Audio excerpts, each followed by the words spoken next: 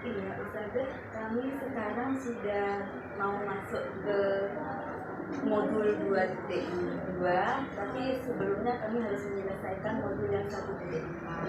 Kami harus menyelesaikan melakukan diseminasi. Jadi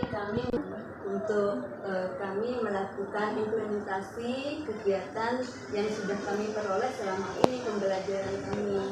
Jadi mohon izin. Ya, silakan. Kira-kira kapan mau diadakan? Insya Allah Hari Sabtu. Ya, hari Sabtu nanti mungkin setelah anak-anak pulang kami butuh ruangan untuk mengumpulkan teman-teman. Ya, silakan diatur sehingga kegiatan yang mau dirancang bisa terlaksana dengan baik. Ya. Ada lagi? yang mendoa restunya aja Ustaz. Ya, semuanya dilakukan kegiatan itu.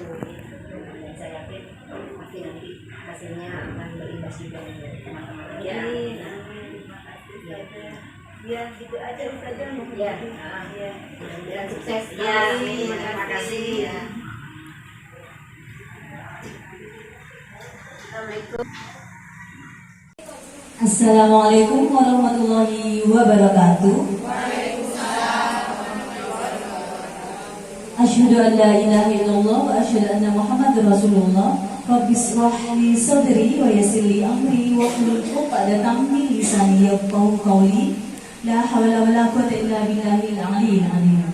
Alhamdulillah, segala puji syukur kita panjatkan kehadirat Allah Subhanahu wa taala karena pada hari ini, hari Sabtu pada tanggal 12 November tahun 2022, kita hadir bersama dalam keadaan sehat walafiat dalam acara diseminasi aksi nyata program guru penggerak Angkatan 6 Kabupaten Sampang dengan judul Implementasi Budaya Positif di TKIT Nurul Hidayah Sampang.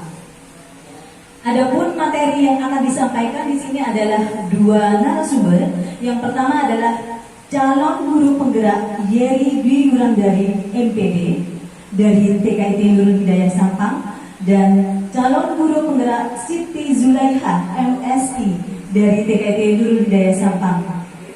Acara yang pertama di sini akan menyampaikan. Kita menuju ke narasumber yang kedua, calon guru penggerak Ibu Yeri Dwi Wulandari yang akan menyampaikan materi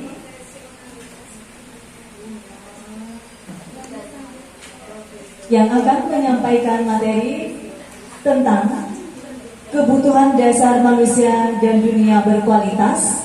Yang kedua, 5 posisi kontrol. Yang ketiga adalah segitiga restitusi.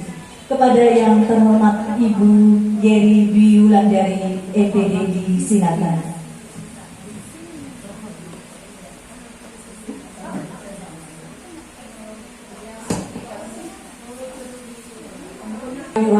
Assalamualaikum warahmatullahi wabarakatuh.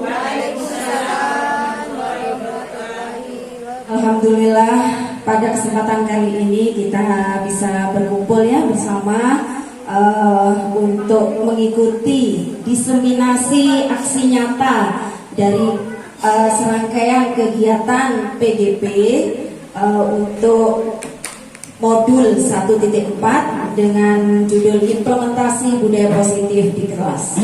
Jadi di sini adalah serangkaian kegiatan yang dilakukan oleh semua CGP untuk melaksanakan pendidikannya sampai akhir nanti di bulan Maret insya Allah. Mudah-mudahan kita berdua lancar dan lulus. Ya, terima kasih. Di sini saya sebagai CGP Angkatan 6 dari TKIT Nurul Hidayah Kabupaten Sampang dengan pengajar praktik Bapak Muhammad Saiful dan fasilitatornya adalah Ibu Yuliana dari SMP 4 Samarinda. Nah, di sini kami melakukan aksi nyata dengan durasi 60 menit. Jadi karena di sini ada 2 CGP, maka kita berbagi tugas ya berbagi tugas dengan Ibu Sula tadi untuk menyampaikan aksi nyata kami. Oke, sebelumnya mungkin saya ingin berpantun sedikit untuk memecahkan suasana, gitu ya. Nih, hujan gerimis di siang hari. Kami berdua memakai batik. Guru harus lakukan restitusi agar anak berkarakter baik. Oke, terima kasih. Mungkin tadi sudah disampaikan oleh rekan saya Ibu Siti Sulaiha, sudah luar biasa sekali dan sudah banyak sekali ya disiplin positif yang sudah dipraktikkan mungkin oleh teman-teman di lembaga kita. Nah, mungkin teman-teman ini seperti katanya Ibu Dewi, meskipun tidak menjadi guru penggerak, namun teman-teman di TKIT Nurul Hidayah sudah bergerak. Nah, seperti itu. Iya. Saya tadi Ibu Sulaiha sudah menyampaikan budaya positif terkait dengan hukuman, konsekuensi dan penghargaan. Namun itu untuk menggali karakter baik yang dilakukan oleh para guru seperti itu. Nah, di sini saya mungkin akan banyak bicara tentang murid. Nah, tadi sudah praktik baik tentang guru, sekarang adalah tentang murid, bagaimana budaya positif kita implementasikan pada anak didik kita di kelas. Oke, next.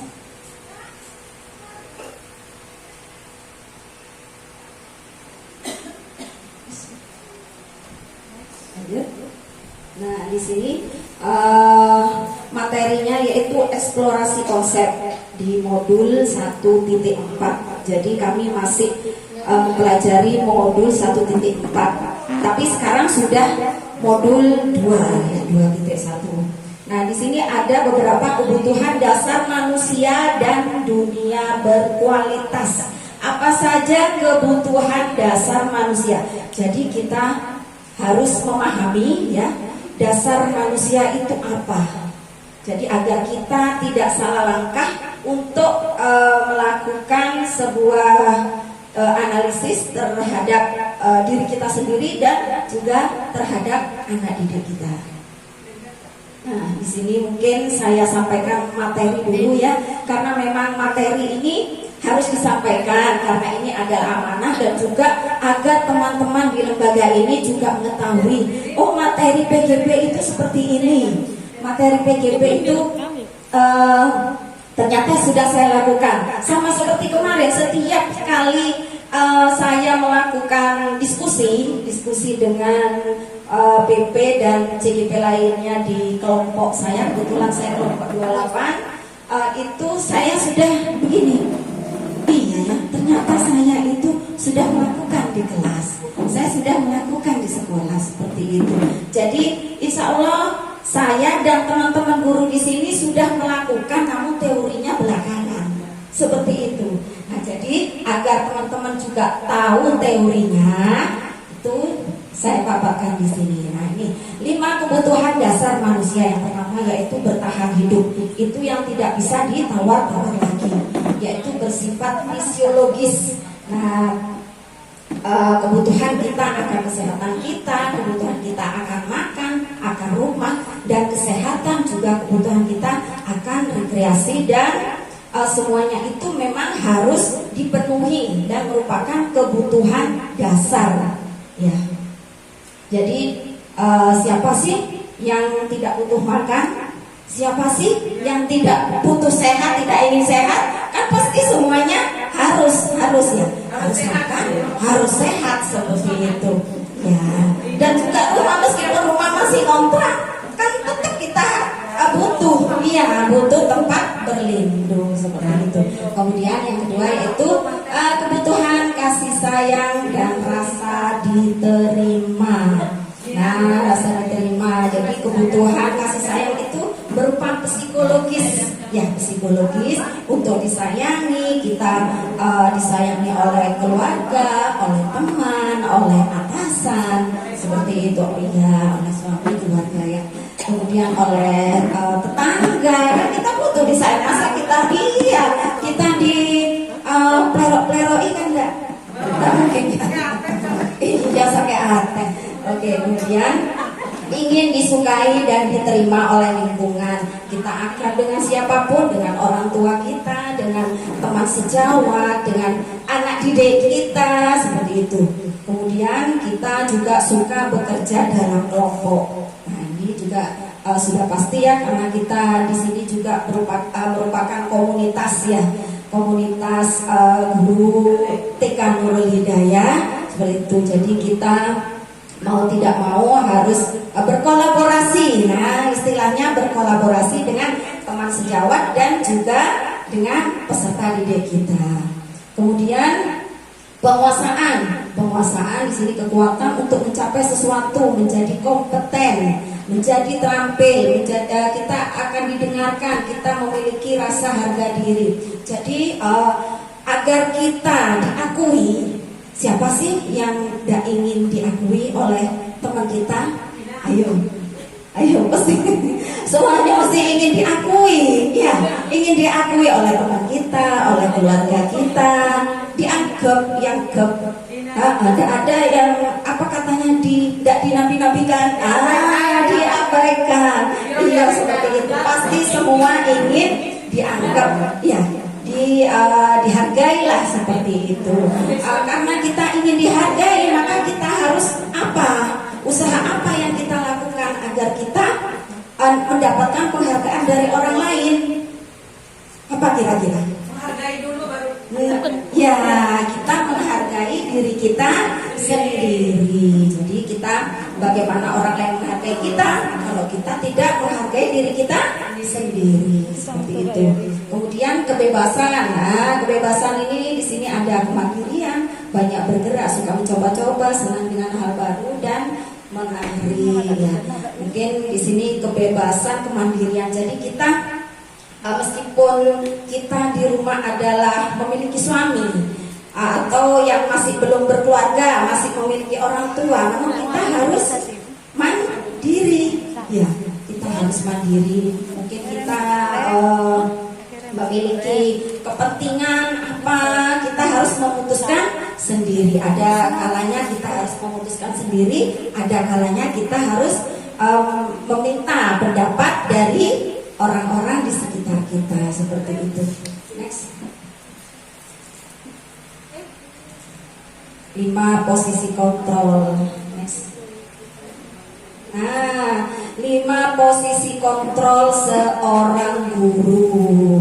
Nah, mungkin ini sudah kita lakukan, ya, sudah kita lakukan, namun kita tidak tahu kita ini kepada peserta didik kita ini berada di posisi mana ya. Nah, nih, coba yang pertama kita sebagai penghukum. Nah, siapa di sini yang pernah menghukum peserta didiknya? Kasihan Pak Asis ya, jadi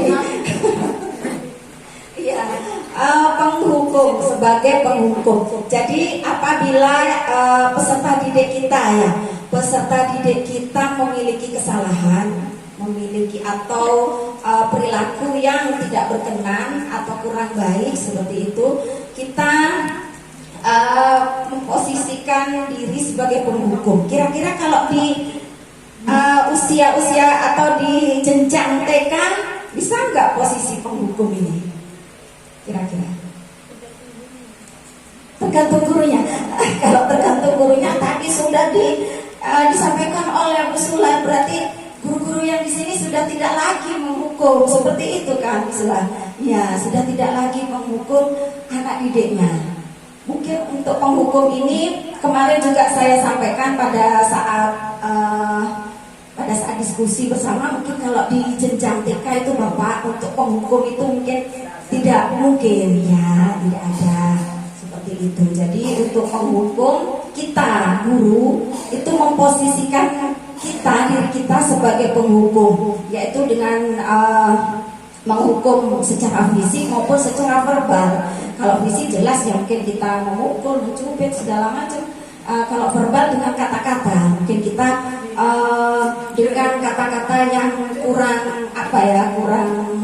kurang sopan lah atau kurang layak untuk anak-anak seperti itu. Itu berarti kita sudah memposisikan diri kita sebagai penghukum. Nah seperti itu. Jadi saya yakin mungkin kalau guru-guru di sini insya Allah sudah baik-baik semua. Amin. Ya seperti itu. Jadi kalau kita ingin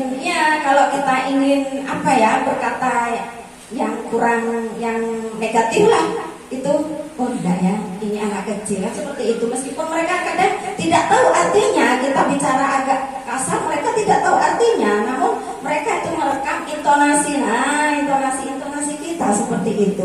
Itu juga sudah memposisikan diri kita sebagai penghukum ya. Jadi guru seperti ini akan percaya hanya ada satu cara. Jadi guru ini hanya kalau anak ini tidak menggunakan cubitan, kalau tidak dikata-katai kasar, tak mempan, tak ngerti. Nah seperti itu. Itu memposisikan diri kita sebagai penghukum. Nah seperti itu. Kemudian untuk yang kedua, posisi kontrol kita sebagai guru yaitu pembuat merasa bersalah. Nah di sini jadi apabila ada peserta didik kita melakukan kesalahan, kita memberikan bukan konsekuensi, memberikan peringatan ya, memberikan peringatan mungkin ya kepada peserta didik kita dengan bersuara lembut. Nah bersuara pelan tapi nyelkit katanya orang Jawa. Sama saja ya, meskipun pelan tapi nyelkit sama saja ya. Terasa ya, tapi mungkin itu lebih baik daripada dengan intonasi keras. Anak-anak itu kan akan terkejut, kaget seperti itu. Jadi kita meskipun kita ingin istilahnya memberi peringatan kepada anak didik kita itu dengan suara lembut. Nah itu apa efeknya? Nah itu nanti efeknya mungkin anak didik kita itu lebih lebih tersentuh. Nah dengan suara lembut dan ini kemudian murid akan memiliki penilaian diri yang buruk tentang diri mereka. Jadi mereka itu akan merasa menyesal. Nah itu kalau kita memperingati dengan suara lembut, itu akhirnya mereka merasa bersalah seperti itu. Nah itu berarti kita memposisikan diri sebagai pembuat merasa bersalah. Kemudian yang ketiga, kita memposisikan diri sebagai teman, yaitu tidak akan menyakiti murid, namun tetap mengontrol murid. Dan kadang kita berkata secara jenaka, ageje, diguyoni seperti itu. Lebih akrab lah ya. Kalau kita memposisikan diri kita sebagai teman kepada anak didik kita seperti itu. Kemudian sebagai pemantau. Pemantau itu kita bertanggung jawab kepada orang-orang yang kita awasi. Jadi kita tetap memantau dan tidak menegur murid yang berbuat salah. Namun kita tetap bertanggung jawab, memiliki tanggung jawab kepada murid kita yang melakukan kesalahan seperti itu. Mungkin meskipun kita tidak ngomong atau mendekati secara langsung, kita banyak ada murid yang lainnya temannya baca doa itu lari-lari langsung kita kayak duduk sini seperti itu. Iya, itu adalah sebagai pemantau. Kemudian sebagai manajer. Nah, manajer, guru berbuat sesuatu bersama murid. Nah, kita mungkin jika ada murid yang berbuat kurang baik, kita memposisikan sebagai manajer, kita panggil murid kita. Jadi hati-hati teman-teman ya, kalau ada murid kita melakukan kesalahan itu tolong jangan ditegur di tengah teman-temannya, di antara teman-temannya, seperti itu. Jadi jika ada murid kita yang berbuat kesalahan, itu seyogianya kita panggil. Kita ajak ke tempat mungkin yang agak pojok, yang kita bisa bertatap muka dengan murid kita, seperti itu ya. Jangan kita pas saat teman yang lain baca doa, hey, ready, Mbak Andrea tak bisa tunjuk, saya kenal. Nah, tidak seperti itu, ya. Jadi nanti, oh iya, jadi nanti kita panggil setelah baca doa selesai atau pada kegiatan inti selesai, kita panggil anak tersebut, kita ajak bicara, seperti itu. Nah, ini baru saya dapat ilmunya di sini, seperti itu. Baru saya dapat ilmunya di sini, itu yang namanya restitusi. Iya, nanti kita panggil, kita dipanggil secara tatap muka nanti, tidak serta-merta di depan teman-temannya. Kenapa? Karena mereka akan merasa malu, seperti itu. Mereka merasa harga dirinya,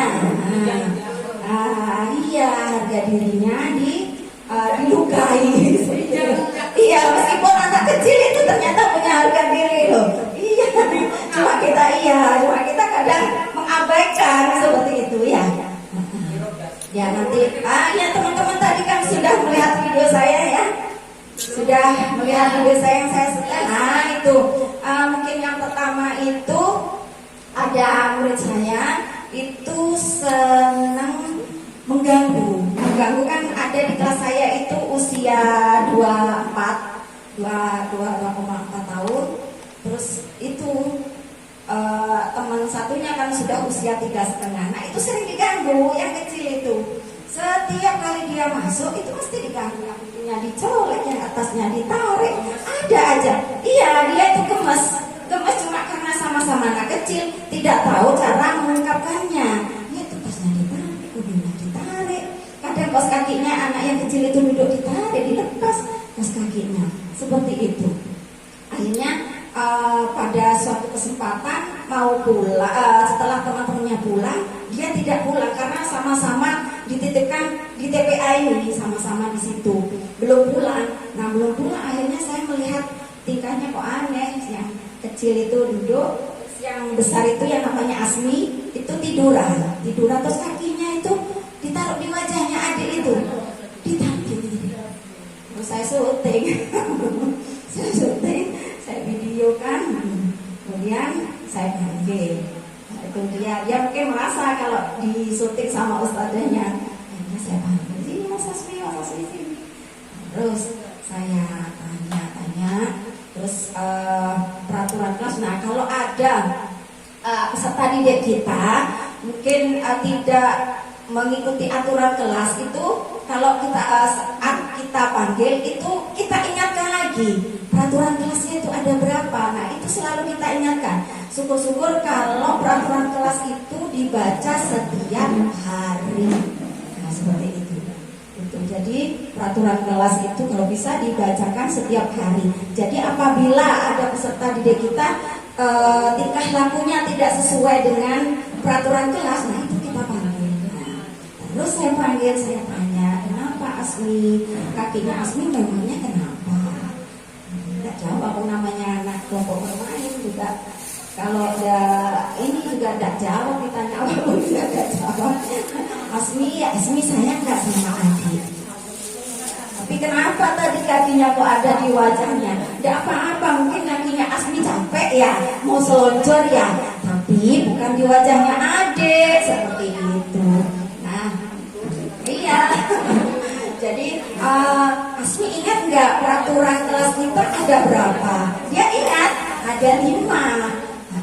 Ayo satu apa? Sayangi teman, ya kan? Ya sayangi teman. Ini namanya, kalau sayangi teman kan saya menggunakan gerakan. Nah, jadi dia tahu sayangi teman. Satu apa Asmi? Sayangi teman, ini tangannya. Terus yang kedua duduk santun. Yang ketiga, pendengar yang baik. Yang keempat, membereskan mainannya sendiri. Yang kelima, antri menunggu giliran dia tahu. Nah, setelah itu sampai saat ini tidak pernah ganggu adiknya lagi. Oh, ini berarti ampuh restitusinya seperti itu ya.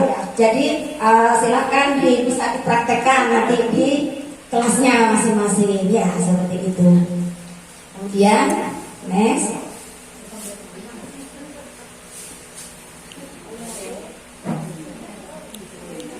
Nah, di sini ada beberapa pertanyaan pemantik ya. Ada beberapa pertanyaan pemantik tentang posisi kontrol. Kita menempatkan diri kita sebagai apa ketika peserta didik kita melakukan kesalahan. Misalnya sebagai penghukum, kalau sebagai penghukum menghardik, menunjuk-nunjuk, menyakiti, menyindir, nah itu kita berarti sebagai penghukum ya. Atau kita berkata, kalau kamu tidak melakukannya, awas ya, rasakan kamu. Nah, seperti itu. Itu berarti iya.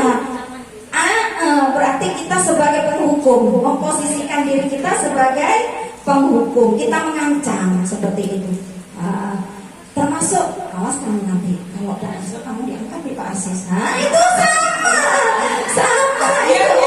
Memposisikan diri kita karena itu kamu. Iya. Sama ya. Ya mungkin kalau yang kelompok B mungkin sudah paham ya Pak Asis itu siapa. Kan mereka sudah tidak takut, tapi untuk kelompok A dan kelompok bermain mereka takut. Iya, kadang ada yang mau gara-gara itu. Iya. Nah, kemudian apabila kita memposisikan diri sebagai pembuat orang merasa bersalah, nanti anak didik kita biar merasa bersalah, biar anak didik kita merasa menyesal. Nah, kita memperingatinya dengan suara lirih. Nah, seperti ini. Kemudian ibu kecewa sama kamu tidak patuh sama ibu, sama ustadzah kan tidak patuh, ustadzah sangat kecewa. Nah, seperti itu. Akhirnya anak itu, oh iya, makasih ya ustadzah, seperti itu. Ya, itu berarti kita memposisikan sebagai anak itu akhirnya berbuat salah. Oh iya, saya merasa bersalah telah mengecewakan ustadzah, seperti itu. Kemudian biasanya gurunya berkata, kamu seharusnya kamu sudah tahu, ibu itu loh ustadzah itu loh capek sekali, kamu loh lari-larian, kamu tidak mendengarkan, kamu tidak patuh, ustadzah itu loh capek. Nah, seperti itu ya. Nah, mungkin sering kita lakukan seperti itu secara tidak sadar ya. Itu berarti kita memposisikan diri kita sebagai pembuat orang merasa bersalah. Kemudian kalau kita memposisikan sebagai teman, ayolah, ayo bereskan mainannya. Nah, itu kita sebagai teman. Kalau ada anak tidak mau membereskan mainannya, kita memposisikan diri sebagai teman. Bagaimana? Ayo bereskan yuk mainannya. Ayolah, masa kamu nggak mau? Ayo bereskan ayo. Nah, seperti itu. Jadi kita dengan kata-kata yang lebih akrab ya.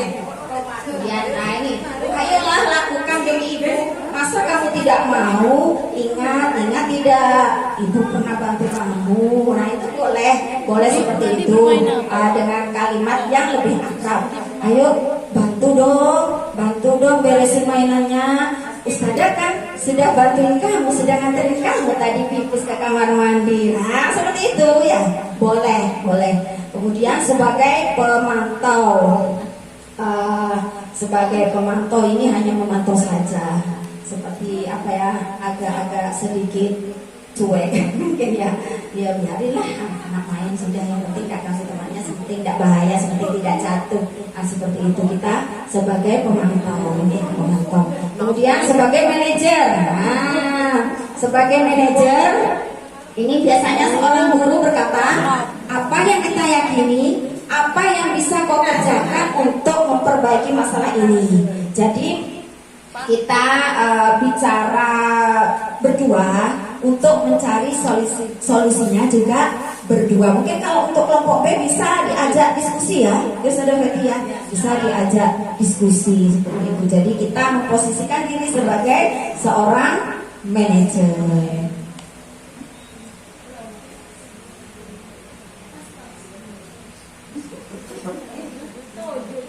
Nah ini ya, saya kecewa sekali dengan kamu. Nah ini membuat orang merasa bersalah. Kemudian kamu tidak pernah benar melakukannya. Nah itu sebagai pemukul. Kemudian ayolah lakukan demi ibu, ayolah demi ustadzah, ayolah. Ustadzah kan sudah bantuin kamu, sudah nganterin kamu ke kamar mandi. Ayo dong, beresin mainannya dong. Nah itu boleh, itu sebagai teman. Nah, kemudian apakah kamu mau mendapatkan stiker bintang hari ini? Nah itu sebagai pemantau atau boleh juga sebagai manajer. Kemudian bagaimana kamu bisa menyelesaikan masalah ini? Itu memposisikan diri kita sebagai seorang manajer. Kemudian kamu ini selalu yang terakhir. Kalau kerjakan pasti tidak selesai-selesai. Nah itu sebagai penghukum. Nah ya kan, kita sering juga kan seperti itu karena tidak terasa. Ya tidak terasa seperti itu karena memang mungkin kebiasaan ya atau masuk budaya positif. Budaya negatif. Iya budaya negatif. Oke. Nah di sini ada segitiga. Oke. Iya tidak apa-apa. Ada segitiga restitusi. Nah, apa restitusi itu? Restitusi itu adalah sebuah proses, ya, sebuah proses untuk memperbaiki tingkah pola seseorang agar mereka akan menjadi lebih baik dan bisa diterima di kelompoknya kembali seperti itu. Jadi tadi kita ada hukuman, ada penghargaan, ada konsekuensi, dan juga ada restitusi seperti itu. Jadi mungkin istilah penghukum kita budayakan. Nah, kita ganti dengan restitusi atau segitiga restitusi. Bagaimana prosesnya? Nah, ini seperti ini prosesnya. Belum proses segitiga. Nah ini segitiga restitusi. Jadi kita mungkin mulai sekarang tidak memposisikan diri kita sebagai penghukum, buang jauh ya. Nah, jadi posisi diri kita sebagai penghukum silahkan dibuang jauh ya sekali. Nah kita menyelesaikan permasalahan itu dengan segitiga restitusi. Mungkin teman-teman sudah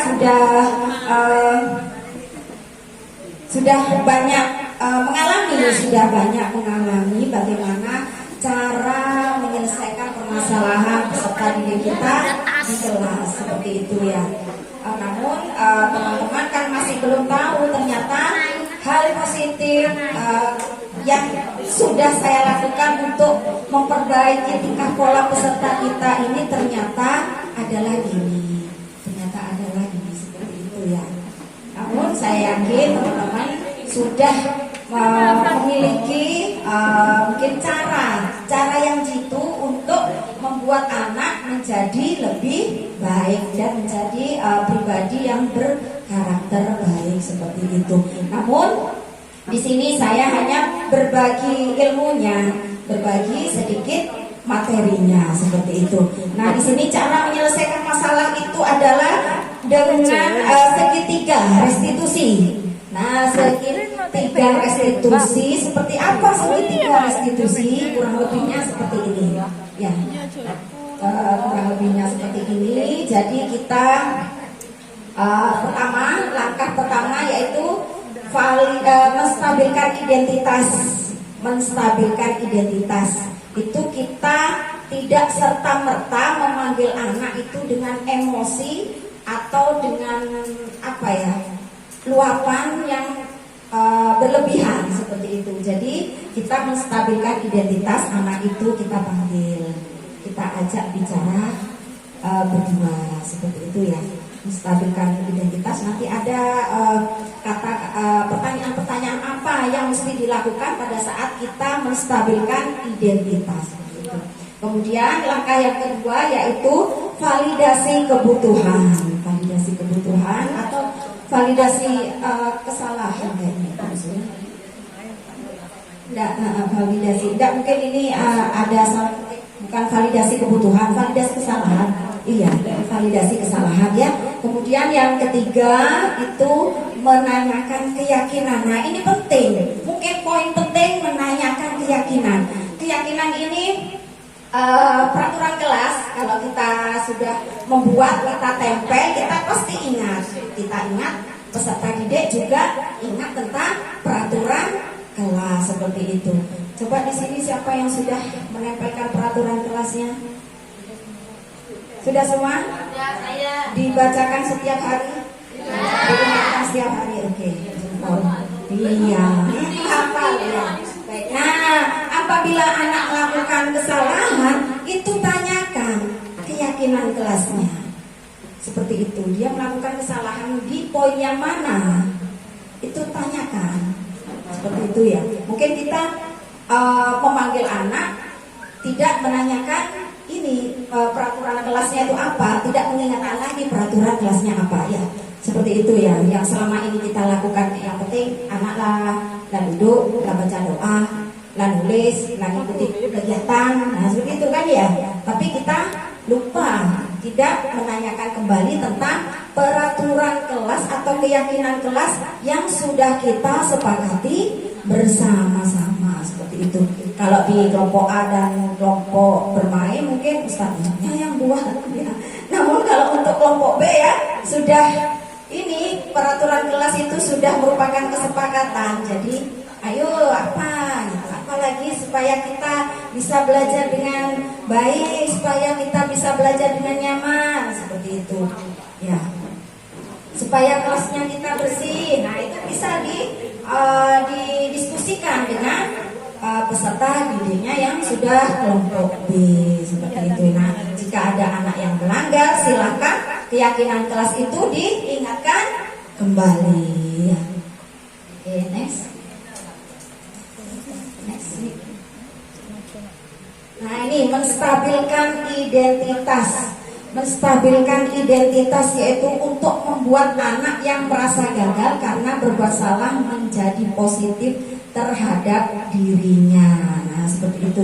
Jadi anak itu merasa saya sudah tidak bisa melakukan ini, tidak bisa mengikuti peraturan di kelas, seperti itu. Merasa gagal terhadap dirinya karena dia melakukan sebuah kesalahan. Biasanya guru berkata berbuat salah itu ini untuk usia di jenjang di atasnya Pak, mungkin untuk SD bisa seperti ini ya, untuk SD, untuk SMP bisa seperti ini. Namun kita memiliki cara-cara kalimat-kalimat yang lebih luas mungkin untuk anak-anak ya. Ini berbuat salah itu hal yang manusiawi, tidak ada manusia yang sempurna. Bapak ibu guru juga pernah berbuat salah. Nah seperti itu. Itu adalah agar anak itu tidak merasa dirinya paling berdosa ketika dia melakukan suatu kesalahan, seperti itu. Nah ini ibu tidak tertarik untuk mencari tahu siapa yang benar, siapa yang salah, tapi ibu ingin menyelesaikan permasalahan ini. Ibu tertarik ingin menyelesaikan permasalahan ini ya. Kadang muridnya itu bukan saya Bu, itu tadi si Udin Bu. Nah seperti itu kadang kan anak-anak jika dia melakukan kesalahan. Namun seorang guru yang ingin menstabilkan identitasnya akan berkata seperti itu. Nah, kalau kamu menyalahkan dirimu sendiri terus menerus, apakah kamu bersikap baik pada dirimu sendiri? Nah seperti itu ya. Ya, next Bu. Ini validasi kebutuhan. Yang kedua, validasi kesalahan. Nah, validasi kebutuhan itu apa? Yaitu membantu murid mengenali basic atau kebutuhan dasarnya yang ingin dipenuhi ketika melakukan kesalahan. Ada berapa tadi kebutuhan dasar manusia? Ada 5 tadi di awal itu ya. Kebutuhan akan disayangi, kebutuhan yang ini tidak bisa diganti seperti makan, minum tadi itu 5 kebutuhan dasar. Nah, jadi Pada dasarnya setiap tindakan manusia tujuannya adalah memenuhi kebutuhan dasarnya. Apakah itu kekuatan, freedom, kekuasaan, cinta, dan belonging. Apa belongingnya? Belonging. Apa ada kesenangan seperti itu ya, dan survive dan ingin diakui. Oke, kemudian biasanya validasi kebutuhan itu seorang guru akan berkata, kamu bisa saja melakukan hal seperti ini lebih buruk, tapi kamu tidak melakukannya, bukan? Nah, seperti itu contoh-contoh kalimat yang diucapkan oleh seorang guru dalam memvalidasi kebutuhannya. Apa yang penting bagi kamu? Kemudian kamu boleh tetap berusaha menjaga sikap itu, tapi tambahkan sikap yang lain, gitu ya. Maukah kamu belajar dengan cara lain? Nah, seperti itu. Jadi kita selain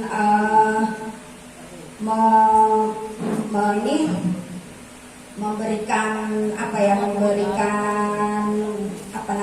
seperti wejangan atau ultimatum kepada anak, kita juga harus memberikan validasi kebutuhan. Apa sih yang dibutuhkan oleh peserta didik kita? Kita harus mengetahui latar belakangnya. Nah, apakah dia itu anak satu-satunya? Apakah dia itu terlalu protek di keluarganya? Apakah dia juga terlalu keras oleh lingkungan keluarganya? Kita juga harus mengetahui latar belakang peserta didik kita, seperti itu. Jadi kita bisa memvalidasi kebutuhannya itu apa, kebutuhannya itu seperti apa.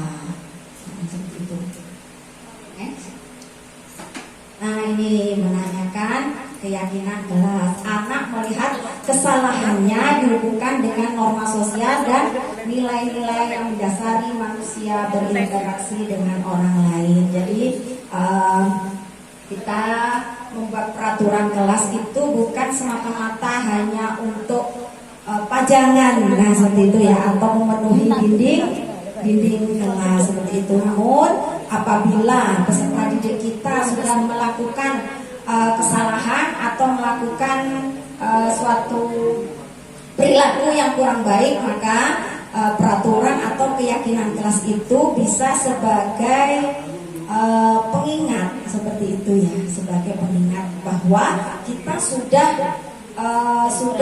mensepakati agar di kelas ini kondusif seperti itu, agar anak-anak juga melakukan perbuatan-perbuatan yang tidak melanggar kesepakatan kita, seperti itu ya.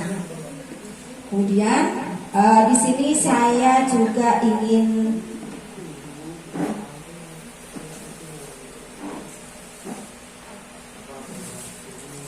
tantangan. Saya juga ingin memberikan tantangan juga agar ibu-ibu semua bisa paham dengan materi yang saya sampaikan. Kita tolong Ustazah. Ini di sini karena ada beberapa teman di situ praktik atau aksi nyata di kelas kita masing-masing seperti itu. Namun kita siksikan diri saya sebagai apa ya, gitu ya. Jadi mungkin setelah teman-teman di sini mengetahui materinya, teman-teman bisa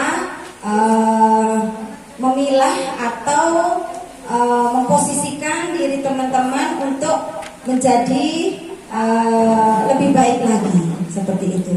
Jadi semula apabila kita memposisikan diri sebagai penghukum, mungkin setelah kita mengetahui materinya, kita tidak lagi memposisikan sebagai penghukum, seperti itu. Kita terlebih untuk anak TK ya, kita harus lebih lebih aware ya, lebih aware tentang perilaku mereka yang memang mereka itu sangat membutuhkan stimulasi, membutuhkan bantuan kita, membutuhkan pertolongan kita dalam hal untuk memperbaiki atau tingkah laku atau perkembangan mereka. Seperti itu. Jadi kalau di sekolah mungkin orang tuanya yang membantu di sekolah, mungkin para ustadzah-ustadzah yang luar biasa ini yang sudah baik hati semua ini untuk membantu untuk memperbaiki karakter peserta didik kita. Seperti itu. Ya, saya kasih waktu 5 menit.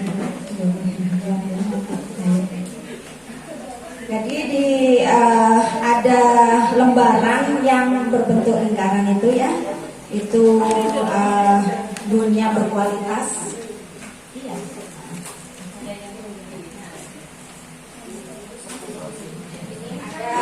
Dunia berkualitas saya. Jadi di sini siapakah orang-orang yang paling penting dalam hidup saya? Ya, yang paling penting itu ditulis di dalam lingkaran, namanya, bukan keluarga, teman, bukan seperti itu, namanya, ya, namanya personal. Umpamanya suami ya suami, bukan keluarga. Kalau anda suami tapi bukan keluarga, ya. Anak boleh, anak, suami, murid, gitu, ya. Teman sejawat, gitu, bukan keluarga. Kalau keluarga kan banyak, ya, gitu, ya, disebutkan siapa orang-orang yang paling penting dalam hidup Anda, hidup kita, ditulis di dalam lingkaran. Kemudian nilai-nilai kebajikan apa yang penting dalam hidup kita. Nilai-nilai kebajikan itu nilai-nilai kebajikan universal yang seperti disampaikan Ustazah Sula tadi. Ada rasa tanggung jawab, ada disiplin, ya, ada semangat, seperti itu, ada kejujuran, ya. Itu ditulis di, kalau memang itu prioritas kita, ditulis di dalam lingkaran, ya, ditulis dalam lingkaran.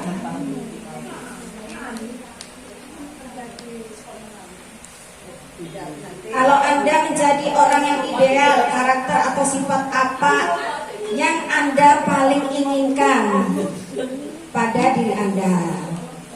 Kalau Anda menjadi orang yang ideal, apa karakter atau sifat yang paling ingin ada pada diri Anda? Seperti itu.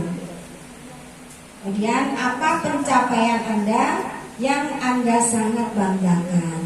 Umpamanya teman-teman ini, saya sudah bangga menjadi guru di TKIT Nurul Hidayah, seperti itu. Saya sudah bangga menjadi seorang istri dari ini, ya, itu profesi, ya, pencapaian Anda yang sangat Anda banggakan. Saya sudah bangga dengan gelar S1 saya yang sudah saya dapatkan, nah, seperti itu. Boleh, silakan. Kemudian apa pekerjaan ideal bagi Anda? Meskipun Anda seorang guru, Anda juga memiliki pekerjaan ideal yang lain, ya. Saya ingin menjadi pegawai bank, saya ingin menjadi direktur, silakan. Boleh. Boleh. Kenapa? Boleh. Boleh. Boleh apa saja? Boleh. Iya. Ini pekerjaan ideal. Jadi apabila Ustazah ingin menjadi bupati, berarti menurut Ustazah pekerjaan bupati itu pekerjaan yang ideal. Seperti itu. Oh, ternyata Ustazah itu pekerjaan ideal karena dia menginginkan seorang bupati. Ya, boleh pengusaha. Menurut saya pengusaha itu enak, tidak diatur-atur, yang banyak. Ya, kita mau tidur kapan saja, kan gitu. Mau, iya. Jadi bos boleh, silakan. Bisa ngatur-ngatur anak buah, gitu ya. Bisa kalau jadi pengusaha apa-apa saja diusahakan. Iya, apa-apa saja diusahakan. Pengusaha namanya. Iya. Dunia berkualitas.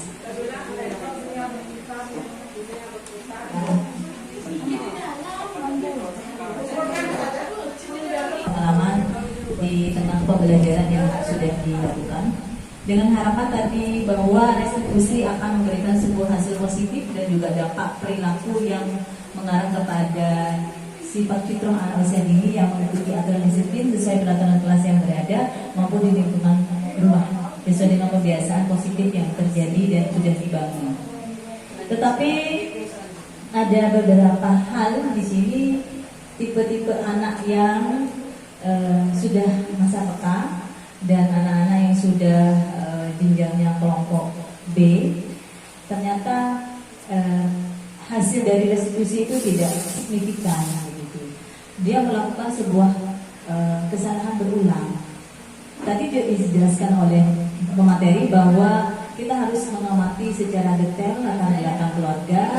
Ternyata ketika di latar belakang keluarga mereka tidak ada sebuah sinergitas terhadap apa yang kita lakukan dengan apa yang sudah kita berikan kebiasaan yang positif dengan yang di rumah. Bagaimana rekan kita selain kita melakukan komunikasi efektif dengan keluarga, dengan orang tua, sehingga anak-anak bisa tumbuh sesuai dengan fitrahnya dan harapannya berkembang sesuai dengan tahap usianya. Terima kasih Ustazah Fitri atas pertanyaannya yang luar biasa sekali. Jadi memang kita tidak bisa menilai dari satu segi saja bahwa anak itu nakal umpamanya, anak itu tidak bisa dibilangin, anak itu kurang disiplin. Mungkin kita tidak bisa menjas ya terhadap pribadi anak itu, tapi kita harus mengetahui latar belakangnya seperti itu. Hal yang perlu kita lakukan adalah berkomunikasi dengan orang tua. Nah seperti itu, berkomunikasi dengan orang tua. Mungkin pertama melalui WA, mungkin ya pemberitahuan melalui WA. Apabila tidak ada tanggapan, kita bisa home visit. Nah seperti itu, kita bisa home visit. Bagaimana kita berdiskusi atau menyampaikan sesuatu perilaku putranya kepada kedua orang tuanya seperti itu. Namun kadang orang tua itu juga tidak serta-merta menerima pengaduan kita.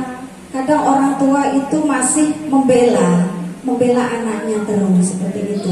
Iya, tidak merasa bahwa anaknya itu apa ya? Kalau menurut kacamata kita sebagai seorang guru sering melanggar seperti itu. Namun orang tua tetap membela. Bu, anakku lenekah, mau tak salah, tak kira nyala. Pasti itu jawabannya. Iya, pasti. Kadang ada yang gini. Kalau topol kibeles. Seperti itu. Jadi mungkin orang tua itu ya kita tidak bisa merubah karakter orang tua, kita tidak bisa seperti itu. Namun ini tindakan kita itu sudah benar, bahwa kita sudah menyampaikan kepada orang tua bahwa putranya itu di sekolah seperti ini. Namun kita kembalikan kepada orang tua bagaimana pola asuh mereka terhadap anaknya sendiri. Kan seperti itu. Kita di sekolah hanya 2 jam, paling lama 2 jam. Sedangkan anak-anak kita di rumah 22 jam bersama orang tua. Apa yang dilakukan orang tua, apa yang dicontohkan perilaku orang tua, itu semua akan dicontoh oleh anaknya seperti itu. Kalau kita di sekolah, kita menghandle 20 anak, 25 anak seperti itu. Jadi tidak bisa anak itu menjadi seperti yang kita inginkan. Nah itu tidak bisa karena memang ada kita mendidik anak itu sesuai dengan kodratnya. Seperti itu. Kembali lagi dan terkait lagi dengan materi dari Ki Hajar Dewantoro. Jadi kita mengasuh mendidik anak itu sesuai dengan kodrat alam dan kodrat zaman seperti itu. Ya. Jadi apa yang sudah kita lakukan secara maksimal sudahlah kita pasrahkan saja, gitu kan ya. akan menjadi apa anak itu nanti, itu sesuai dengan garis keturunan juga, ya kan? Bisa dengan garis keturunan, bisa. Kalau perilaku orang tuanya seperti itu, anaknya juga seperti itu. Itu kan ada pengaruh-pengaruh seperti itu, faktor-faktor seperti itu ada, ya. Karena mereka adalah darah daging yang mengalir seperti itu. Namun kalau mereka ingin menjadi seperti kita, seperti gurunya, ya, tidak bisa. Mungkin bisa, itu pun hanya bersifat apa ya? Bersifat tidak permanen. Nah, seperti itu, tidak permanen, ya, tidak permanen. Mungkin hanya sementara, ya. Tapi kita semaksimal mungkin menanamkan hal-hal yang positif, ya. Paling tidak selama 2 jam anak kita peserta didik itu ada di kelas, itu neder kita, meniru hal-hal positif yang kita lakukan. Itu paling tidak seperti itu. Untuk di luar ya sudah kita pasrahkan kepada orang tua, seperti itu. Paling tidak kita di dalam kelas, kita umpamanya pada saat baca doa, anak-anak baca doa, kita telepon-teleponan. Halo. Nah, itu kan yang dilihat oleh anak kita, ya, seperti itu. Apabila ada kita makan, mungkin pada saat anak-anak istirahat kita tidak terasa, kita makan atau minum sambil jalan, itu yang dilihat anak didik kita, ya, seperti itu. Jadi selama 2 jam bersama kita, silakan kita memberikan hal-hal yang positif. Paling tidak kita harus minum duduk. Saya di kelas juga, anak-anak ambil botol itu kan di jendela. Habis dari jendela biasanya kan berdiri, ayo nak duduk. Saya juga gitu, kalau minum saya duduk. Itu hal-hal yang kecil dan sepele itu yang dilihat oleh peserta didik kita. Itu, ya, itu adalah budaya positif yang bisa kita lakukan. Kadang diingatkan, ya. Kadang diingatkan, ayo duduk. Ya, boleh, ya kan kita mengingatkan, seperti itu. Jadi kita mengingatkan peserta didik, kita juga melakukan seperti itu. Jangan kita makan sambil jalan, buka kerupuk cepat jalan. Nyaman dia. Iya kan, iya kebiasaan. Iya. Tapi bagaimana kita berusaha untuk menjadi contoh. Itu ya, itu dari hal-hal yang kecil. Ya. Terus menaruh sepatu atau sandal.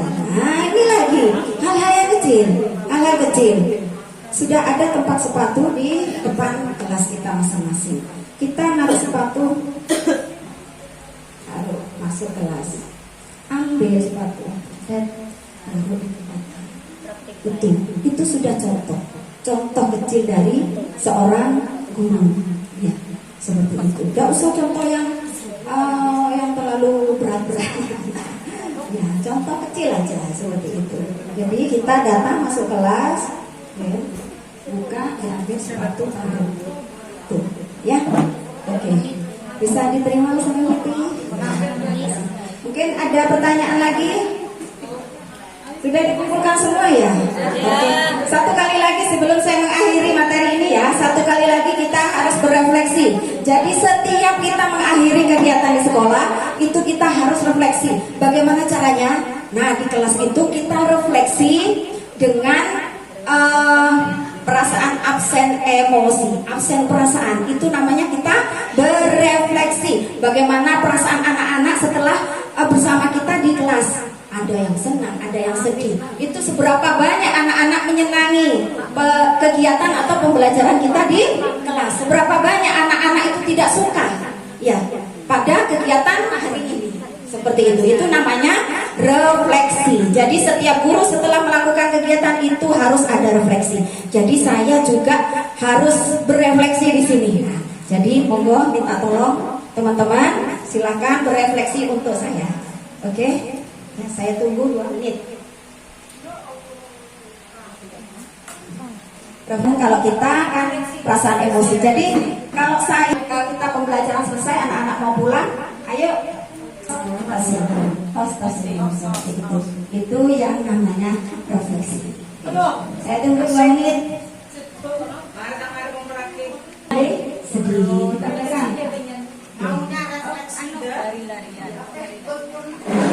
Ya bisa. Kan hanya pilih ini toh absensi. Ya.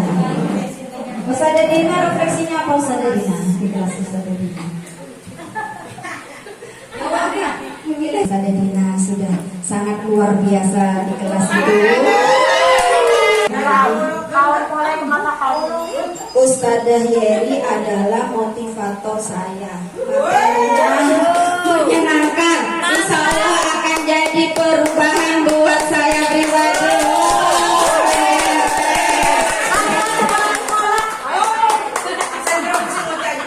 Pelotong. Kau berapa dia? Ini nanti akan menjadi portofolio saya. Akan saya simpan, akan menjadi portofolio saya.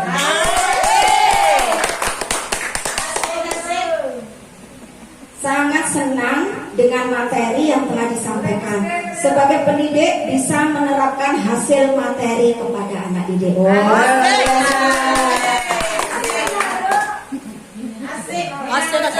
Lanjut Us.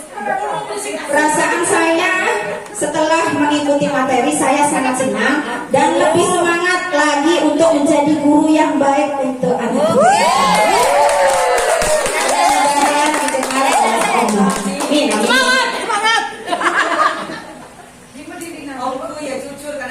Jujur, tadi kan Implementasi disiplin itu sangat penting, terutama bagi AUD untuk pembentukan karakteristik yang lebih kuat. Mantap. Kemudian materi sangat bagus. Oke, siap.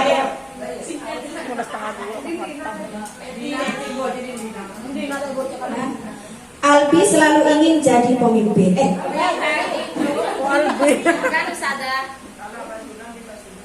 Materi yang asyik.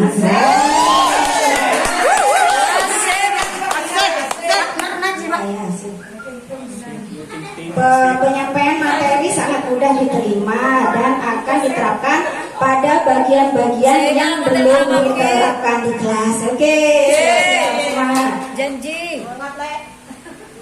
Mantap, asyik.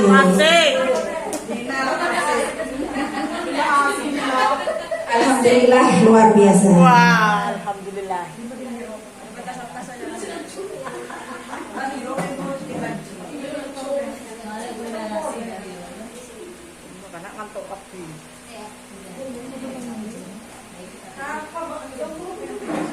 Kemudian guru yang disiplin. Jadi guru yang disiplin ya. Setelah mengikuti materi ini, kita akan menjadi guru yang disiplin. Oke, mantap. Mantap, menyenangkan, materinya asyik. Mantap. Mudah dimengerti penjelasannya. Oke. Terima kasih para ustadzah yang sudah meluangkan waktunya untuk mengikuti pemaparan modul 1.4 tentang budaya positif. Mudah-mudahan ini akan memberikan manfaat bagi kita semua dan akan menjadikan kita sebagai seorang guru yang lebih baik lagi dan berkarakter positif. Terima kasih. Ihdinas siratal mustaqim. Wassalamualaikum warahmatullahi wabarakatuh. Waalaikumsalam warahmatullahi wabarakatuh. Buah ceri, buah leci, ditambah gula manis rasanya. Saya Yeri Wulandari, mohon maaf jika ada salahnya. Terima kasih. Wassalamualaikum warahmatullahi wabarakatuh. Waalaikumsalam. Assalamualaikum warahmatullahi wabarakatuh. Saya Hasanuddin, guru dari TKIT Nurul Hidayah, menyampaikan banyak terima kasih kepada CGP Yeri Dwi Wulandari selaku narasumber yang menyampaikan begitu banyak inspirasi bagi kami, budaya-budaya positif yang nantinya akan kami terapkan kepada anak didik kami. Terima kasih Ibu Yeri Dwi Wulandari, semoga sukses, amin. Warahmatullahi wabarakatuh. Saya Fahiroh dari kelompok A34 TKIT Nurul Hidayah. sangat senang sekali mendapatkan materi dari CGP Ibu Yeni Wulandari. Saya sangat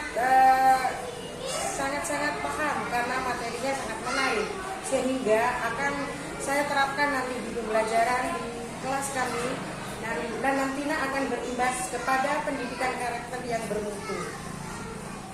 Demikian dari saya. Assalamualaikum warahmatullahi wabarakatuh. Assalamualaikum warahmatullahi wabarakatuh.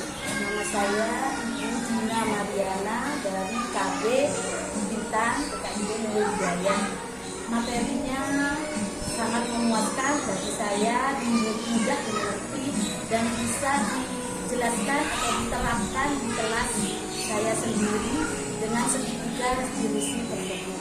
Dan anak-anak juga bisa paham dan bisa mendengarkan apa yang diterapkan yang ada di kelas.